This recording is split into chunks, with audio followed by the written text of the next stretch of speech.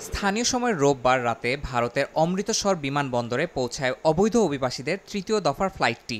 দেশে ফেরা এই ১১২ জনের মধ্যে বেশিরভাগই পাঞ্জাব, হরিয়ানা ও গুজরাটের বাসিন্দা। প্রেসিডেন্ট হিসাবে নির্বাচিত হওয়ার পর যুক্তরাষ্ট্র থেকে অবৈধ অভিবাসীদের ফেরত পাঠানোর উদ্যোগ জোরদার করেছে ট্রাম্প প্রশাসন। এই ফ্লাইটে ১১২ জন অভিবাসী ফিরেছেন। তাদের অভিবাসন প্রক্রিয়া চলছে।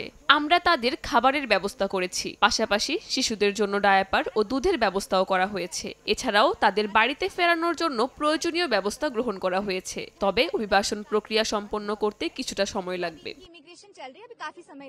গত ১০ দিনে ৩টি ফ্লাইটে মোট ৩৩২ জন ভারতীয়কে নিজ দেশে ফেরত পাঠানো হলো। ৫ ফেব্রুয়ারি প্রথম দফায় ১০৪ জন এবং পরবর্তীতে ১১৬ জন ভারতীয়কে ফেরত পাঠানো হয়। সর্বশেষ ১১২ জনের মধ্যে ছিলেন নারী, শিশু ও এমনকি নবজাতকও। কাজের সন্ধানে অবৈধ পথে যুক্তরাষ্ট্রে পাড়ি জমিয়েছিলেন তারা, কিন্তু কঠোর অভিবাসন নীতির কারণে স্বপ্নভঙ্গ হয়ে ফিরতে হলো জন্মভূমিতে। অনেকেই যুক্তরাষ্ট্রে যাচ্ছিল, তাই আমার ছেলেও সেই পথ বেছে নিয়েছিল। এদেশে শিক্ষিত মানুষদের জন্য কাজ পাওয়া কঠিন। ভালো জীবনের আশায় সে তার জমি বিক্রি করেছে, আত্মীয়দের কাছ থেকে টাকা নিয়েছে, কিন্তু শেষ পর্যন্ত স্বপ্ন পূরণ হলো না। এদিকে মার্কিন প্রেসিডেন্ট ডোনাল্ড ট্রাম্পের সঙ্গে দ্বিপক্ষীয় বৈঠকের পর ভারতীয় অভিবাসীদের অপমানজনকভাবে দেশে ফেরত পাঠানোয় প্রধানমন্ত্রী নরেন্দ্র মোদীকে নিয়ে শুরু হয় তুমুল সমালোচনা।